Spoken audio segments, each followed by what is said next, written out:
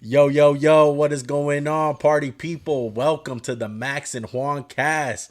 What's going on, Max? I got a football in my hand, but it ain't football I season. know. I was about to say wrong sport, dumbass. The ball right. No, why you gotta use that kind of To language, quote the bro? great Ernie, it's blue cheese, smartass. Hey, low key. Wrong sport, dumbass. Hey, audience don't know how big my arm is, though, bro. I got that cannon. I got that DC. One day we'll have to talk about the well, thanks. But it ruined my couch. No, one day we're gonna have to talk about the flag football games / tackle football games of old on the pod, man. I had a really bad moment, bro. I don't want to talk. Every time I think about it, I think of my one bad moment. Maybe one day when I get my cousin on, shout out to Los Big, you know who you are, bro. But he got bucked. But look, man, welcome back, guys, and we're gonna be talking basketball. I know I had a football in my hands, but Max threw me the ball, and I was like, hold on, let me show the camera a little bit of work with my arm, a little form. Go ahead and grade that. But look, we had a great weekend of NBA playoff basketball, and oh my God, Max, I loved it. I loved every second of it. The atmosphere is back. The fans are back. Things are getting back to normal. It kind of feels like slowly but surely. And the basketball was great. It was phenomenal. I mean, you said it best. Look, we're going to touch on a lot of things. We're going to hit on both LA teams. They struggled in both games. Would you say so? Yeah. There's just so many storylines. Like you said, LA, Bucks were a great game. Just all the way around, I felt like almost every game had a good moment. Trae Young in the clutch. And before we get into any of that, let's talk about the fans. Because, the bubble, they were pumping in the crowd noise and all that other bullshit. Yeah. It's so noticeably different. We could start with, let's just go with the Knicks, because they had the 15,000, which I think was the biggest crowd. Yes. It was crazy. That play, it's so different, because I'll be honest, I would feel a different type of way if Trae Young hit this floater in a quiet-ass gym.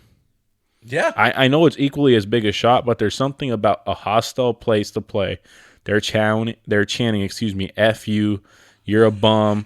And, I truly believe that fans should, heckle players. Obviously, there's lines that can't be crossed. Don't say anything about race, creed, color, whatever. Yeah. All that shit's off limits. But if you want to say, man, you suck, I'm all for it. Go for it, bro. I love it. That's where winners are made in these big playoff games. It's the atmosphere adds to it. Some players just play different. A clip that pops in my head is Trae Young, shushing the crowd. Yeah, Kobe was the best at that. He loved that. The more you booed him, the better he got. Yeah. And as great as the bubble was, it lacked that. I honestly can't recall a time in the bubble where it was ever that loud. And I know they were pumping in the crowd. Yeah. Imagine the Nuggets doing the 3-1 in LA and they're coming back. How quiet would the crowd have been? Yeah, it would have been quiet as a church mouse, bro. But not even that. It would have been nowhere near the bubble as an aspect of the home team just goes on a run, or especially with the Brooklyn Nets, just that 3 dropping, and it the place goes absolutely nuts. We just missed that, bro. It was just so hard to replicate that in the bubble, and it's so good to see that back. Honestly, other than the Knicks game, the game I felt like it affected the most was the Lakers. And let's just jump into it. Yeah. Lakers started slow. That Phoenix crowd was ready. They were popping. I think the Lakers had 3 timeouts left at halftime. Well, much expected, bro. They haven't been in the playoffs since 2010. It's been 10 freaking years. I would expect that crowd to be pumped up. And let's be real. This crowd, it went from here, Chris Paul injury here, Lakers run still here, They bounce back. It's all the way up here again, little more, and then they just took the top off, man. And we're both Laker fans, well documented. It was tough to watch, man. I was pissed off I was pissed off for a good 3 hours after the game, and it's just I know it's game 1, right? We're gonna get into that, but it's just the way it looks is what is more important to me. Yeah. Right? It's about bad body language. It's about bad chemistry out there. It's just about not hustling. And this is a playoff game. This isn't like you lose it and it's fine. It's a playoff game. You want to win every game. Granted, that's not going to happen. But, I mean, take me through your thoughts. Well, for you guys don't know the way that we're talking, the Lakers lost, okay, 99-90. Oh, okay. I'm sorry. Yeah. Just for you guys that don't know. If you guys don't know, you guys are living under a rock in sports world. But, like, initial thoughts, of course, what jumps out, Anthony Davis.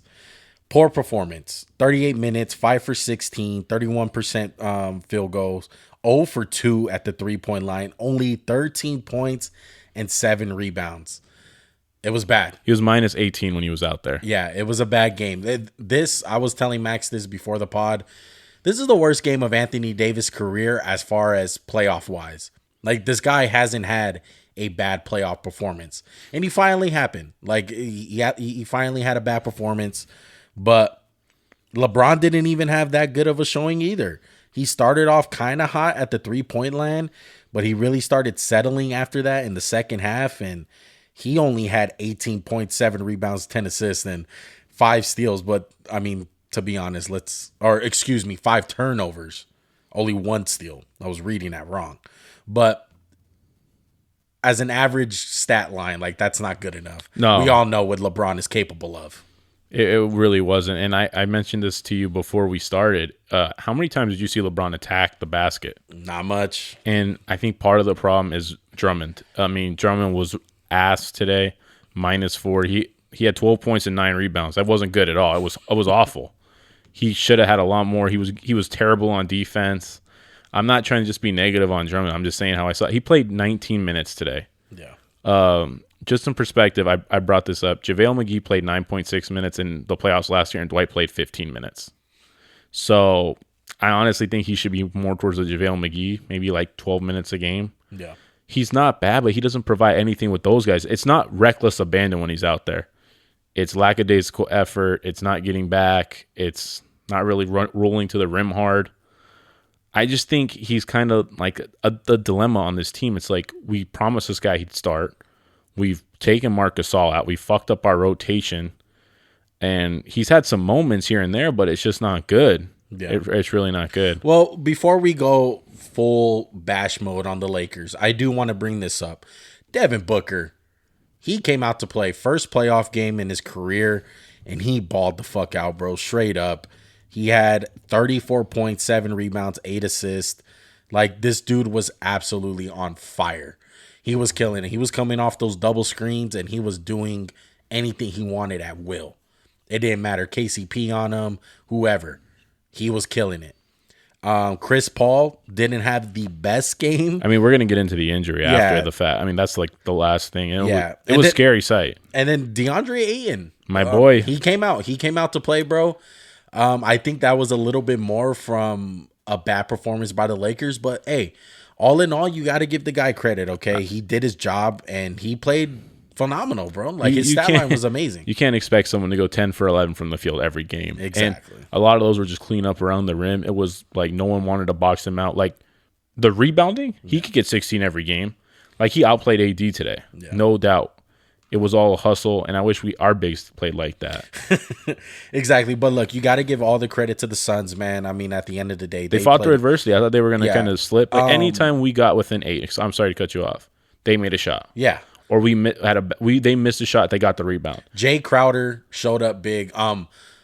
Even though Bridges didn't have that many points, he was great today. Like, he made LeBron work for most of the game. Yeah, no, same thing with Crowder. I mean, he went 0 for 7 from 3, but I thought he was really good in the game. Exactly. Like, other than the shooting, good defense. Sarrick showed up and had some big minutes for them. Like, their whole team just looked like they were ready and they were poised for a very young team, because when Chris Paul wound up getting hurt, I thought it was done. Like, I was like, okay, this is a young team. Like, let's see how they respond.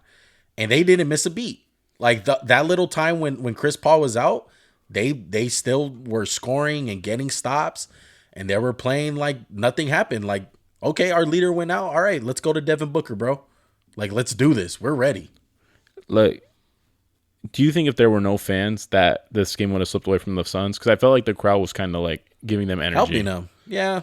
I mean, I don't want to say that. I mean, that's maybe too far of a stretch, but I'm saying like the crowd was like keeping them in it. I felt like there was such an energy, and like you could, from the players to the crowd, there was like an energy that the Suns had, the Lakers didn't have. Yeah.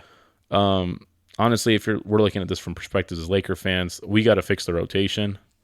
I think personally. Well, let's get into it, bro. Because besides AD and LeBron playing bad, which I am gonna acknowledge, I was telling everyone today, Frank Vogel, he's fucking up, bro. I don't like what he's doing at all. Trez, give Trez more minutes. Caruso, our boy Caruso, AC, dog. Click right fucking here, please. Click right. Okay, because look, before you finish, there's this Caruso thing we should talk about. Yes. I believe in the fourth quarter, he comes in the game, maybe late of the end of the third. 3 turnovers. He causes 3 turnovers, 2 charges, and then there was a no call off a LeBron missed free throw. I thought it was a perfect no call. Yeah. Because Cameron Payne got in his fees or feelings, as they're more commonly referred to as. The next play down, LeBron missed the free throw. There's a scramble for the loose ball. He decks Caruso after the whistle. Yes. And it was because Caruso was in him. He was ripping his shit. Yep. It was tough. Then Montrez came to play peacemaker and shrugs Cameron Payne. Cameron Payne gets ejected, which I was like, okay, good. At least there's no It's because he threw the ball. That's it. Yeah. It wasn't even a fight. It was lame. But like Caruso's a pest. He gave them energy. They were like the Lakers made a little run in that stretch. Yes, that was the energy that I was looking for. And it's like Caruso should have been out there more. Like KCP was getting torched. Let's just state the facts. He was. Him and Schroeder. They could not guard Devin Booker. No matter what. He was killing them. And maybe you can say like, hey, Devin Booker still like dropped off Caruso at one point. I understand that. But look, with a great player, like at least Caruso's going to go in there and cause some fits. Like the dude came in there and caused 3 turnovers. Like we said, like that's when he plays, there's like this energy to the Lakers. It's like, yeah. Oh, I'm going to get every loose ball. Like to me, last year it was Caruso and Dwight. Those 2 guys were the energy guys. Yes. And this year it's Caruso and Montrez, but Montrez doesn't get nearly the amount of burn he deserves. Yes. So look, that we're missing energy. Yeah, that's 2 guys. Okay, that's 2 guys that should have got more minutes. Who's the third? Do you have a third? Gasol. Where the freak is Gasol? I don't know why Drummond doesn't play, let's say 12 minutes a game, give Gasol 7 minutes. Or give Drummond 10 minutes, give Gasol 12. I think this is a bad matchup for Drummond in this series. Yes. Maybe every series is a bad matchup for Drummond more. I think, like, honestly, Schroeder wasn't bad today. But I think you have to stagger Schroeder and LeBron. And we're not going to do a breakdown for every game. This is just our team. This was like a huge game. It's big all around the world. I mean, yeah, like we can talk. We're going to talk about, but this we're going to go deep dive the Lakers. Yeah. It's not going to be every time, but to me, you have to stagger LeBron and Schroeder, put Schroeder and Drummond together. That's really what's going to come down to. I mean, look, Lakers only gave up 99 points. Yeah. That was pretty fucking good. KCP shot bad. Everyone in Lakers pretty much shot bad. Yeah, I mean, the one thing I want to bring up is LeBron. Ever since probably like his Cavs days, his second stint with the Cavs, he's kind of known for losing game ones. Like he doesn't always play, his teams and him don't play particularly good in game ones, unless he's playing like Toronto. Yeah. Okay, well, so take us through what the recent memory of Laker games, like game ones. Well, the one that I mentioned to you before the pod, Portland last year, first game. And this was after all the shooting struggles that the Lakers had in the bubble previously to that game. And it continued. Like, they looked bad. LeBron looked bad. And Damian Lillard went absolutely nuts. And it was 1-0. The Blazers were up. Everyone was like, dude, the Lakers don't look good. It is done. Put a fork in them. The Blazers are here to cause a upset. Yeah, even the Rockets, too. The next series, game 1, they get blown out. Remember, that's like when the small ball with Harden had like 38. Yeah. Destroyed them. And now today. So I'm just saying, I think that's like the best thing for Laker fans. If you want to, like, if you're panicking like me, I'm probably the bigger panicker out of me and Juan. Juan's like, it's fine. We'll figure it out. I'm like, oh man, I'm in my deep thoughts. I'm like pissed off. I'm in the dumps. A lot of it is adjustments because they were killing the Lakers off that double screen. Like Booker coming off of it. They kind of didn't know what to do. They were trying to make mid-game adjustments, and it just wasn't working. Maybe you just Frank Vogel put a different big out there that can move his feet, because when AD was out there, they were stopping it. But when Drummond was out there, we're getting killed. Like, he was in no man's land. So it's gonna come with adjustments, bro. That's why basketball is a 7-game series, because it's about adjustments, and that's what the playoffs are all about. You get to know your opponent, and a lot of that bullshit is not gonna work within like the next couple games. The team is gonna figure you out in the playoffs. Yeah. They know what you're gonna do. That's why these superstars are so valuable, because sometimes it just comes down to fuck your set, fuck your play that you're gonna run. It's all about this matchup that we have, and we have LeBron James and you have Booker. Like, you have no one to guard LeBron James, and we're just going to go one-on-one and my guy's going to score. That's what it comes down to. Lakers last year, the game 2 of Portland, they held Dame to 18 points, and he had a bad game. Yeah. So Frank Vogel was shown to make adjustments. The only thing I'd like to add to what you said, because I thought what you said summed it up pretty beautifully, I just hope Frank Vogel doesn't like keep thinking he has to play Drummond. I don't know if there's like a politics thing or behind the scenes thing like we promised him. Yeah. But like, put in Morris. What happened to Morris? That's your boy. I said that before the podcast. Like, what happened to Morris? We got to see what's up. And I mean, we didn't touch on the Suns that much, but the Chris Paul injury, I've looked it up. They said he's good. He's going to play. It looked bad. Lakers, I thought he was done. I thought he was done too. And I was like, I texted him like, this is like the most typical. I was sad, bro. I was sad. I was like, of course. And I was like, bullshit. Like, I was happy deep down inside. I think both of us were. We're like, okay, if he's not playing, this just boosts up the chances for the Lakers to win. But it's like it's like, as a basketball fan, I'm like, Chris Paul every fucking year, bro. You have to do this shit. And I mean, Lakers. If I'm the Lakers, I got to test that injury out. Like, he didn't look the same after he was fumbling the ball. Yeah. He was a warrior, no doubt. He came out balled. He didn't really ball, but I think just his presence there like kind of calmed down the young guys. Exactly. And this wasn't the only team. The only thing that kind of makes me happy is this wasn't the only team in LA to struggle. Let's get into it, bro. Let's go back-to-back LA teams. So Clippers. Both LA teams winded up losing. The Clippers wind up falling to the Dallas Mavericks. Luka Magic, bro. That's what happened. Can I quote Luka? I love what he said. To Patrick Beverly, you're too fucking small. Okay, besides that, but I love what he said after the game. What was the other thing? I don't care about MVP.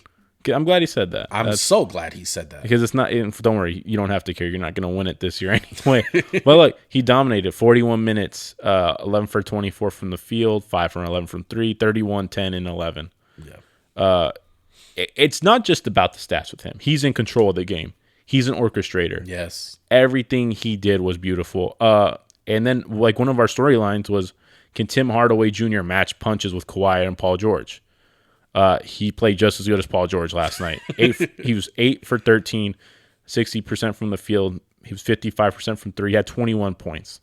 Yeah. That he's a second punch, because Porzingis wasn't that good. He was 4 for 13, had 14 points.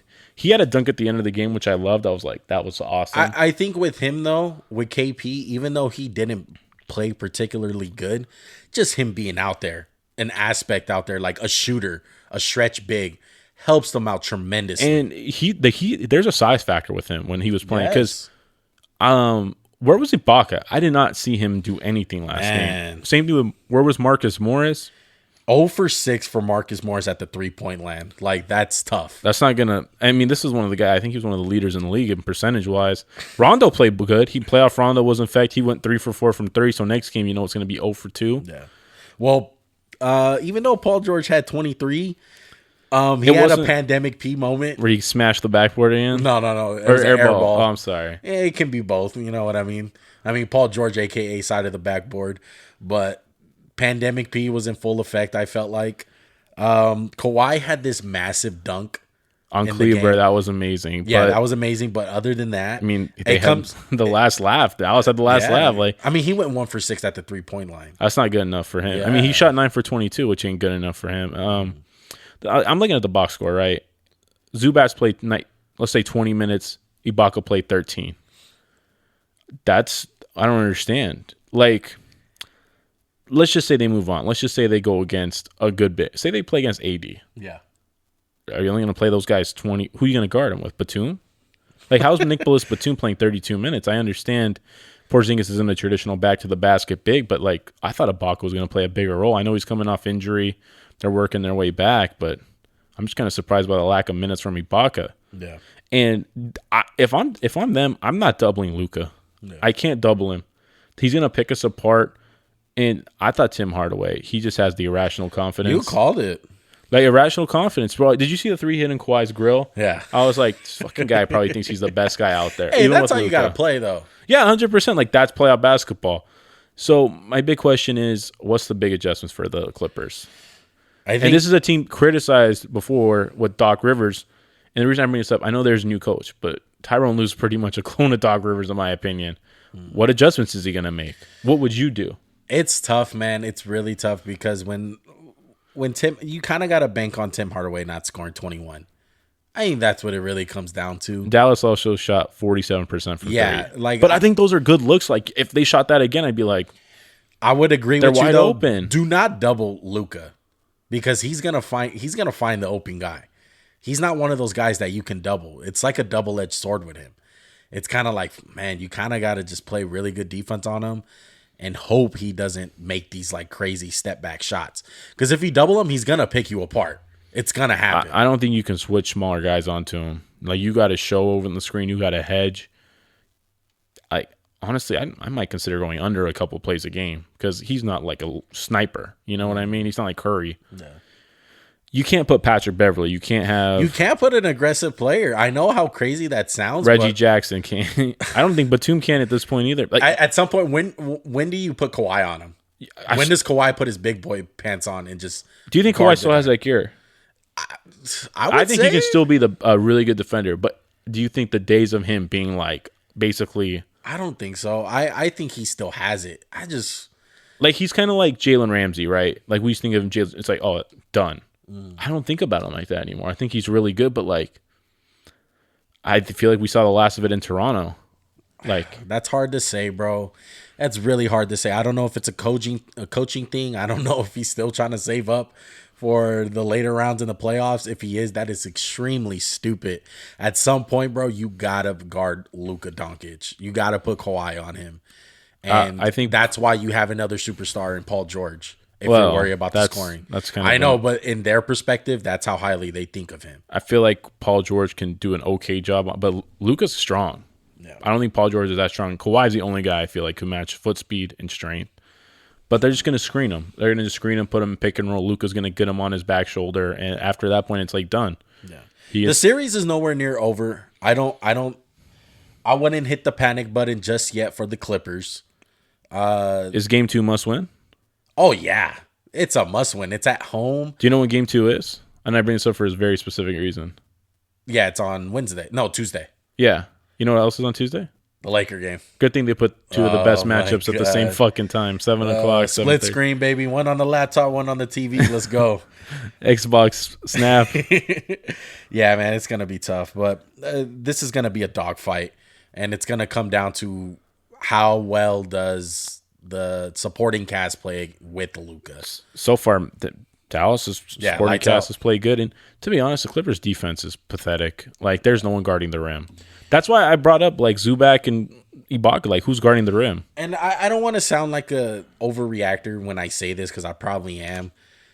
This doesn't look like a championship team. All the stuff that's happening in Game 1 kind of, like, solidifies my opinion on why I wouldn't pick them to win the championship and why I wouldn't pick them to beat the Lakers.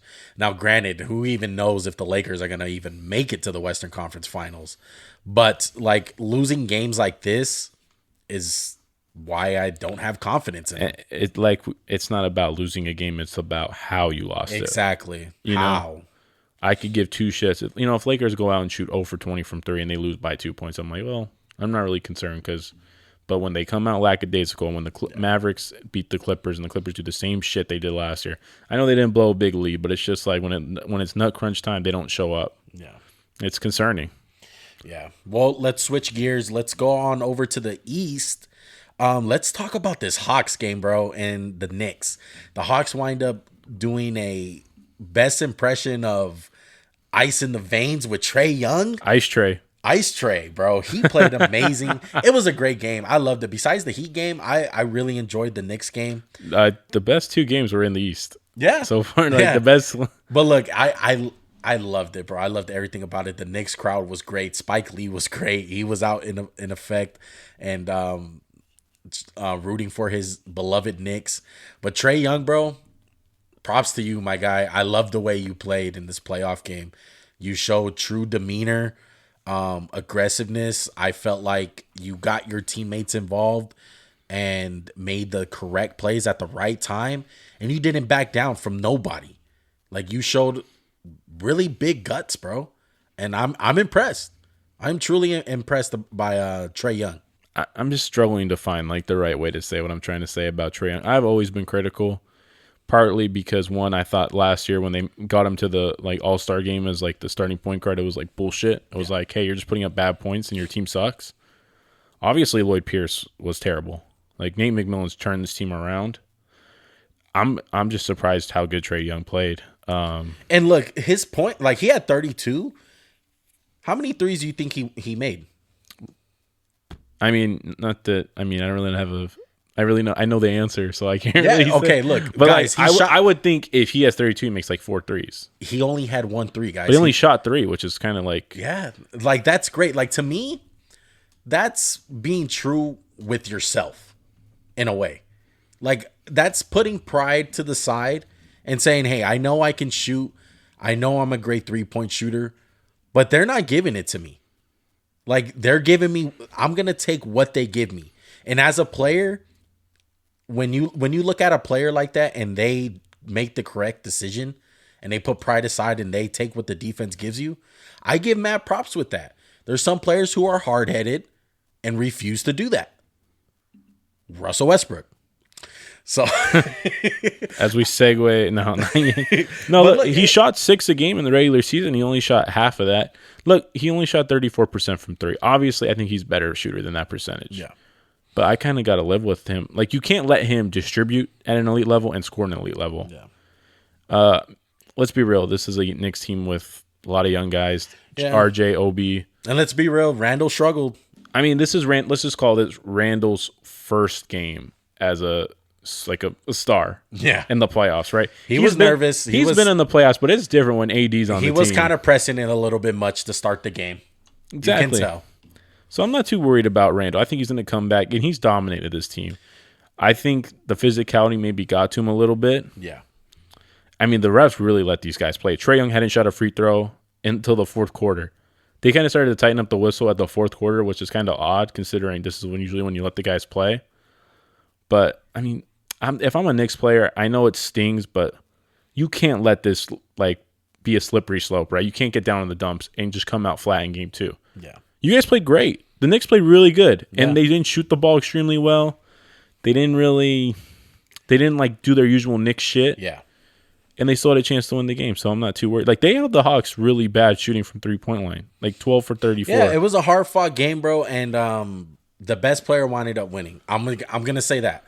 Randall didn't show up, and the bench squad winded up elevating the Knicks, kept them in the game. Burks was phenomenal. D Rose, I thought, had a really great game. He hit the game tying shot at one point when they were scrambling, and it got to D Rose. D Rose was like, I know what the fuck to do.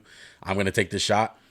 You need more than 15 points from Randall. Like, you really, I mean, he took 23 shots to get 15 points. I mean, he was pushing it a little. Like I said, he was kind over aggressive. Yeah, over aggressive. RJ was good. I thought RJ was pretty good. I know he didn't shoot the ball well, but he had a lot of energy on both ends. Because it was great. Like we said, the Knicks probably had the most amount of fans, so that kind of brings into the aspect of fans where it's like players like that with Randall, you kind of press on the gas pedal a little bit, overamped. Hard. Exactly, you're amped up, and just you got to kind of like take a chill pill. You gotta calm down. You gotta play cool, calm, and collective. I want to ask you a quick question before we move on.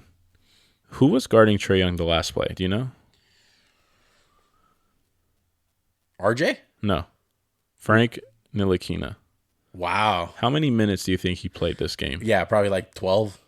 32 seconds. Wow. Just for that last play. So my question is, do you agree his minus was -2? It should be -100 because you came in for 30 seconds and gave up the game-winning basket. I didn't even notice that. So my question to you is, do you think that's a smart move, is to bring in a guy who's sitting on his ass for 2 hours to guard Trae Young? Granted, I think he's a good defender, but I'll let you answer first. I don't think so. Not in that situation. I kind of feel more confident bringing in a guy for offense rather than defense.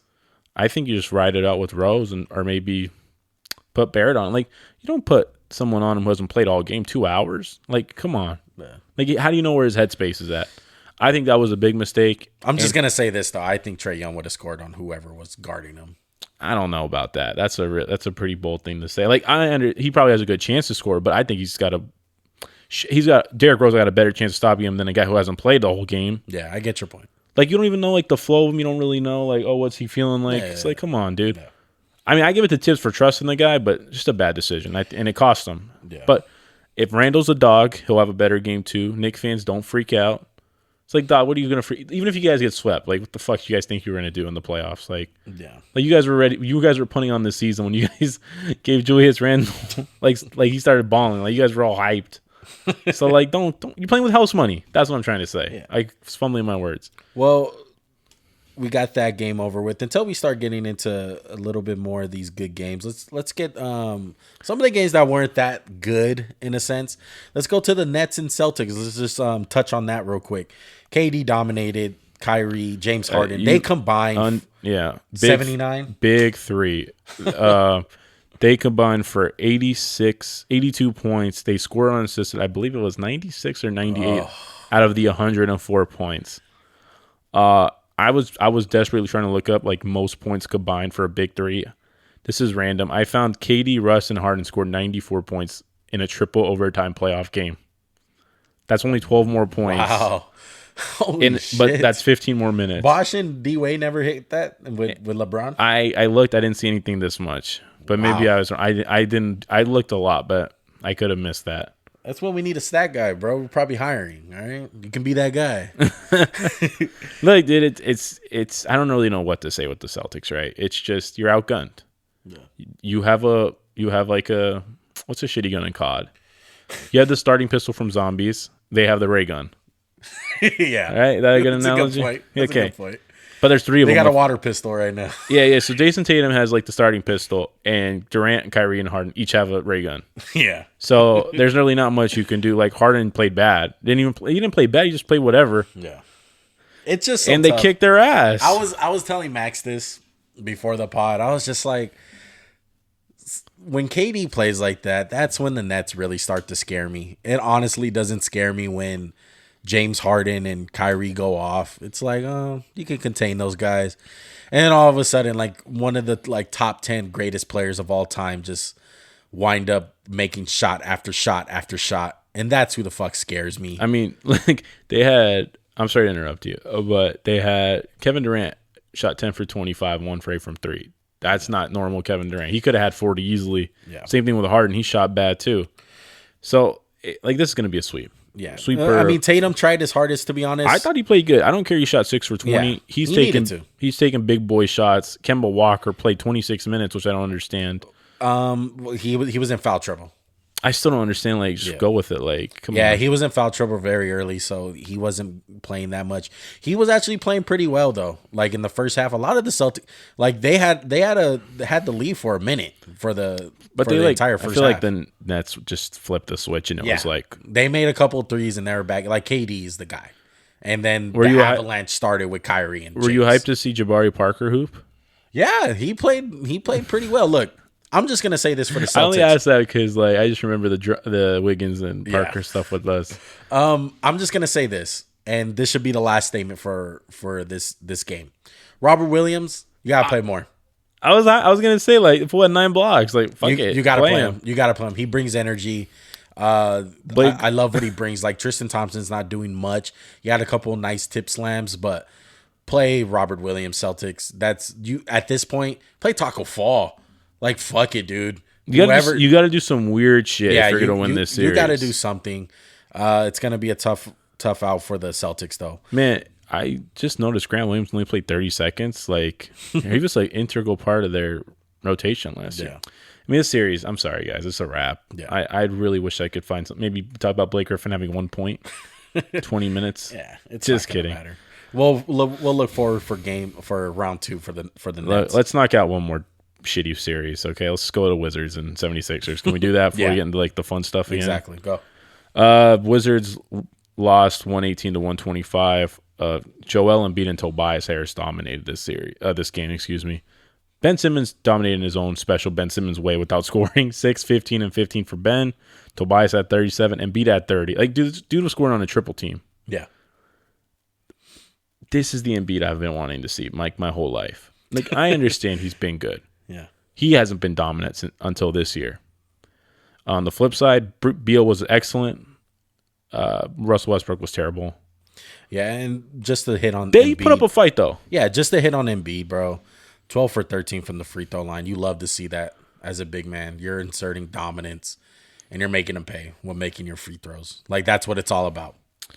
As much as I like Daniel Gafford, who I thought played excellent, and I like Robin Lopez hooking people to death, Captain Hook, whatever you want to call him, it's Embiid, man. These guys aren't in this class. There's no big in the East unless you categorize Giannis as a big. That's in Embiid's class. And my boy Tabuli, aka Thibault, he did his thing. And I know I said there's no big. I include Sabonis. Sabonis right now is not nearly as good as Embiid. I'm admitting that. Yeah. It's Embiid, man. I don't know what else to say. Like, what do you dominant? Like, how can the Wizards win a game? They can't stop Embiid. With Embiid playing like that, bro. That's like, they're doubling him. He's like, fuck it, I'll just shoot it. I don't care. That's the dominance we're looking for. But it's looking like a sweep, maybe even a gentleman's sweep. Maybe Russell Westbrook goes off and Bradley Beal and they win a game. The only question I think I could have is this Tobias Harris for real? Could you see him having this game against the Bucks? No, I don't trust it yet. So what would you put this meter at? Like 80% fool's gold, 70% fool's gold. Where did you put that meter at? 85. 85% full. I would go with like 68. Yeah. No pun. I wasn't trying to make a 69 joke. And Ben Simmons, we got to see a little bit more. He still is awkward where he stands. He was 0 for 6 at the free throw line, but you know what? Do you think teams will institute the hack of Ben?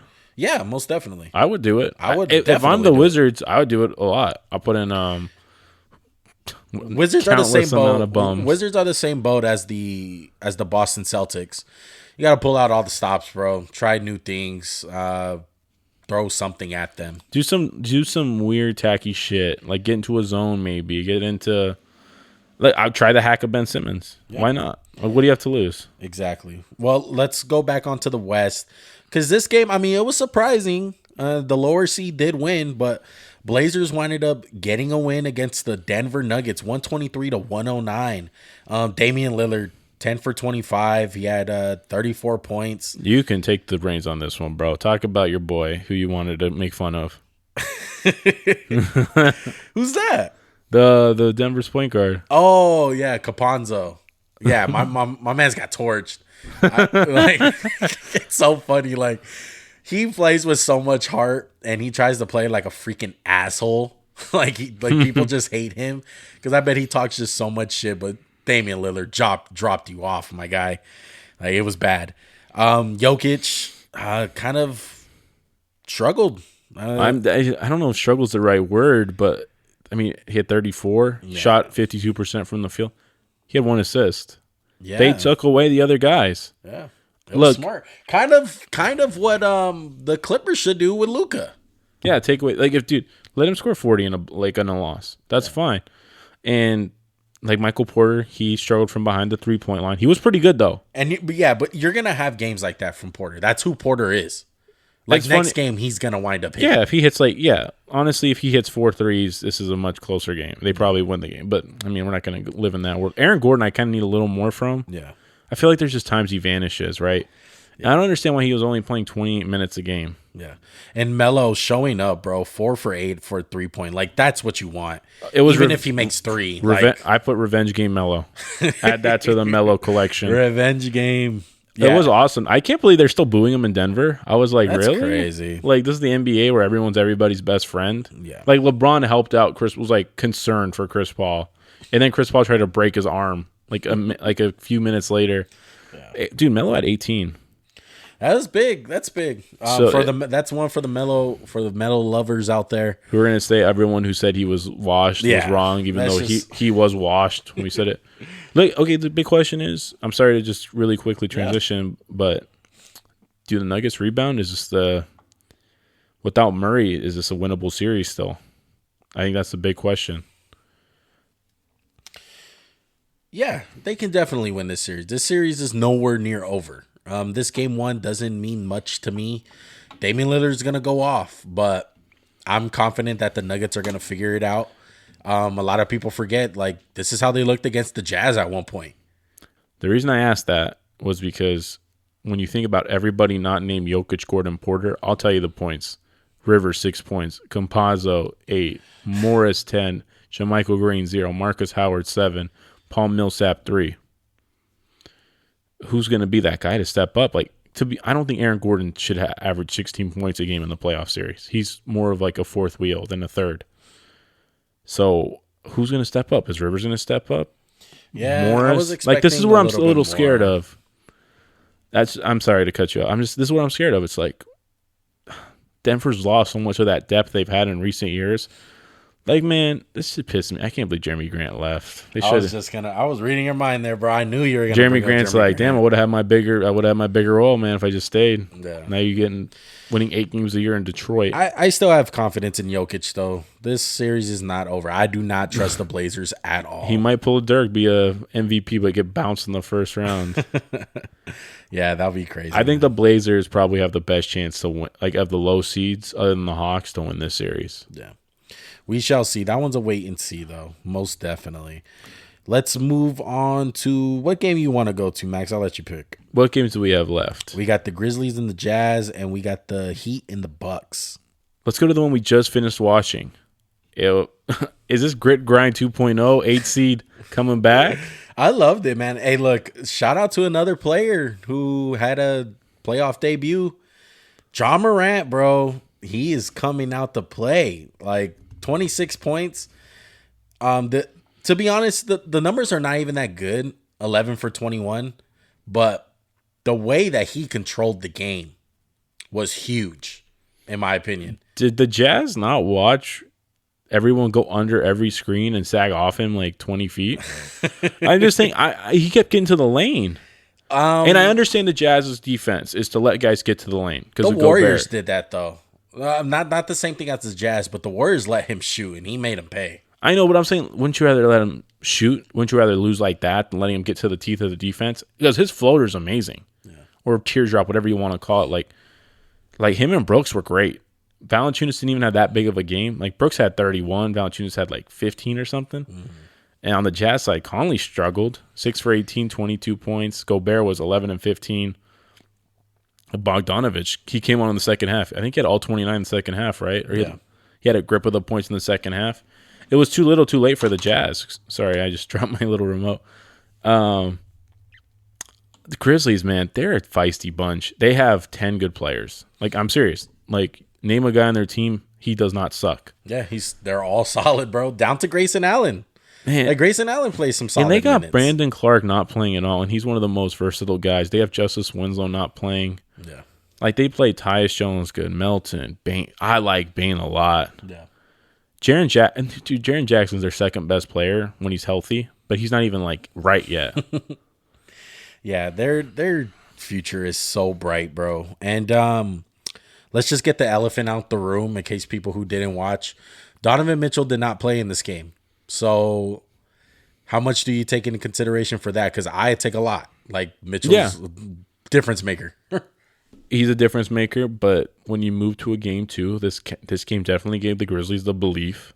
That's a dangerous thing to give a team that's not as good as you, right? That, and they're hot. Like, yeah, they're getting hot at the right time. We've seen this type of shit before, like the Grizzlies. The organization from the top just is good. Like, it's a pretty much an understatement, but they have a blue-collar mentality. We work hard. Yeah. We fight. We do not give up. And they were great today. I really am at a loss for words. I was so happy. I like the Grizzlies. I've always been a How did you feel about Valanciunas and Gobert going that little big boy matchup? This is what I'm going to talk about. And I've been a big Gobert fan. Mm-hmm. being a rim protector and being a good post-up defender is two entirely, completely things. When you think about Rudy Gobert, when did he start to make his mark, Juan? Like 2014? Yeah. 2015? Yeah. The post-up was out the game, basically. Mm-hmm.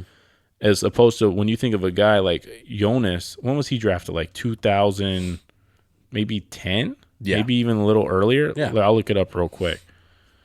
But I get what you're going to. Like, it's two different things, guys.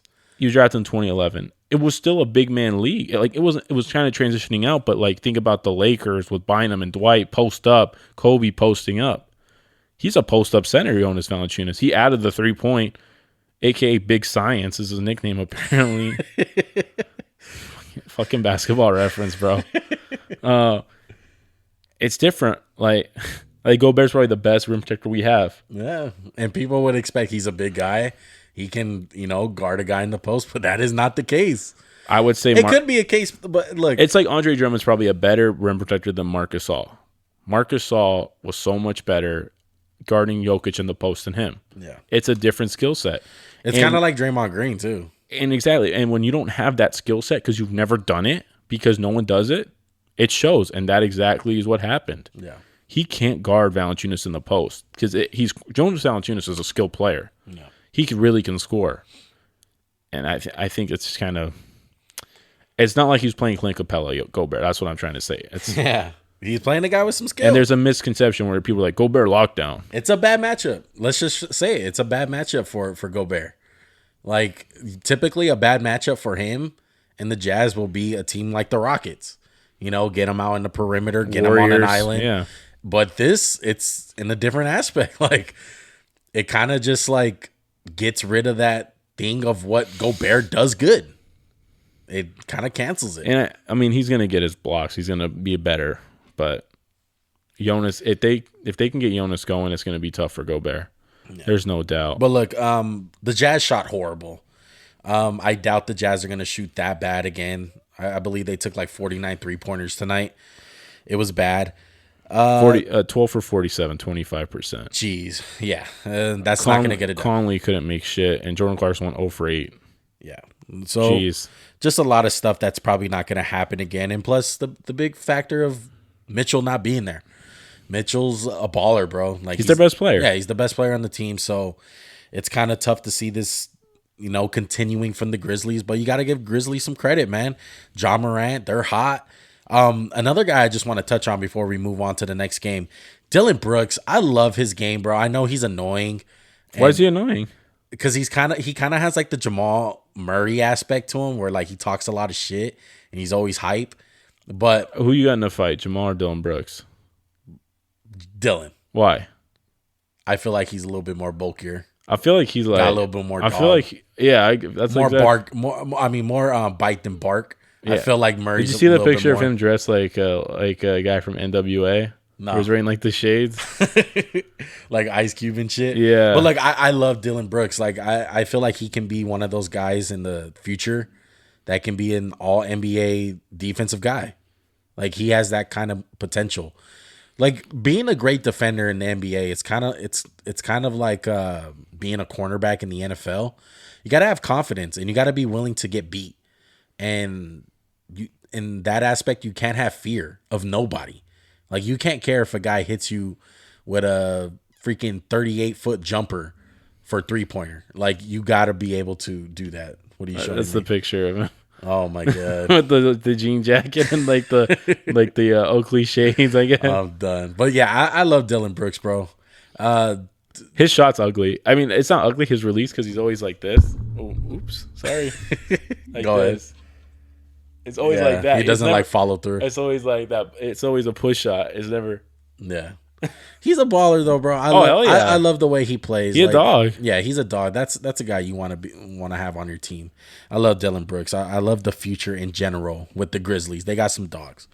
Let's move on. Last game, and final game, and me and Max were so hyped for this series, and I believe this was the first playoff game of the weekend. Right? It was a good way to. Yeah, it was a great way to kick it off, man. Probably some of you guys didn't watch it because it was kind of early, but it was great. Heat and Bucks. It wound up going into OT.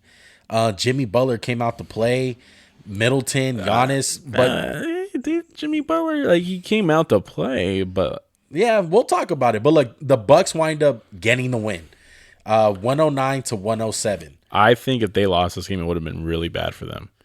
Yeah, like I don't think it does much to the Heat to lose, but I feel like the Bucks, like it really showed mental toughness to win this game because Jimmy Butler at the end of the game, and he shot poor, very bad. Other than that, he was great. Yeah. I mean, 17 points on 22 shots ain't going to get it done. How many threes did he shoot, Juan? Top of your head.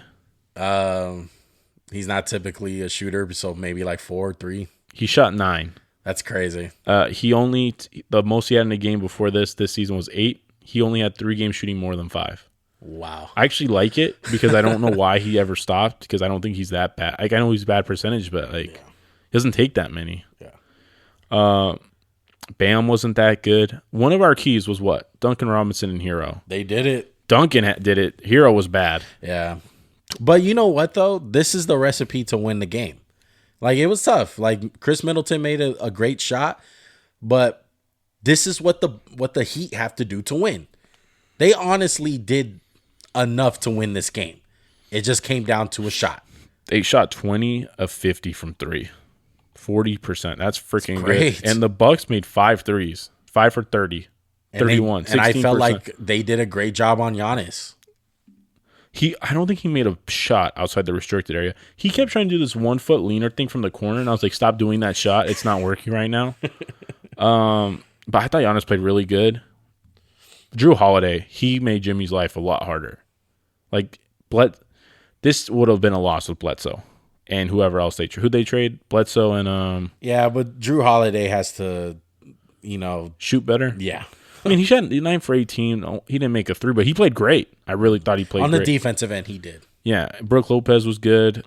Like this Bucks team's different. Like they made adjustments though. That's what I liked. It was a slugfest, bro. Like let's just be real. Like it wasn't pretty. Yeah, it was a grinded out game. If you had to have a definition in the dictionary about a playoff game, it will be this one. It was physical. Yes. I mean, the Bucks shot. There was one flagrant foul when Duncan Robinson hit Chris Middleton in the throat, and I was like, really? That's the flagrant foul we're gonna call today? Like the Heat shot 36%, the Bucks shot 44%. It wasn't like, this big offensive showcase. I mean, dude, they had 109 points in OT. No. Usually in the regular season, that's 140 points in OT. I love the move that Jimmy did to get him in the OT, though. That was a great I was so mad at Giannis. I'm like, what are you fucking thinking? And Brook Lopez, I guess he was scared of the dump off, but it's like, you got to know the clock right there. There's no time for a dump off. Yeah. Like, he's going up with it.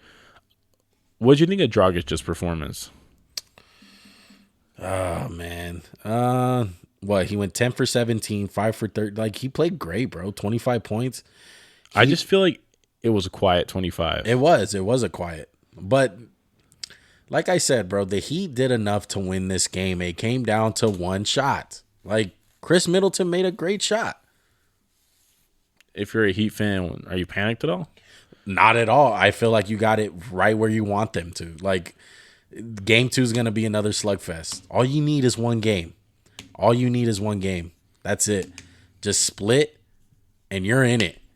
You don't want to go 0 for 2 as Max cracks all his freaking knuckles in his body. Not done. Oh, my gosh. I'm sorry. You think that picked up on the mic? Most definitely it picked up on the mic. Are you going to edit this out? No. Oh, shit. Sorry. Sorry for the knuckle cracks audio listeners. But no, it was a great game, bro, and it's gonna be a great series. I think, as we predicted, this is gonna be the most interesting and entertaining. I think the 2 we predicted are definitely it. The Knicks and this one. Yeah. Anything else on this game, Max? There's a couple of things I want to touch on, but they're not game related, so we can move on if you're good. Well, that's the full recap. So what you got? I got players' first playoff game. Who were you most impressed with? Trae Young, Devin Booker, John Morant. And I put kind of Randall because this is his first game as a star. Or you can put Bogdanovich from the Hawks, RJ Barrett. Am I missing anybody? A lot of guys. Quickly. Did you put Barrett? Yeah, I said Barrett. Aaron Gordon. No, he's been in the playoffs. I'm looking through all the names. Even though that's tough to think. But yeah, he was in the playoffs. He had that one magical win with the Orlando Magic. Dylan Brooks, his first playoff game. There's a lot of guys on the Grizzlies that was first time. But one guy that I loved, probably a tie between Trae Young and Devin Booker. Like, even though Ja played amazing, it's just kind of hard because Donovan Mitchell wasn't there to like kind of match him.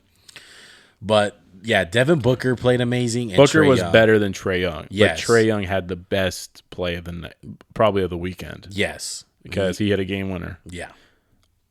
I love what those two just in general, the young guys came out to play, besides Randall. But like we said, Randall,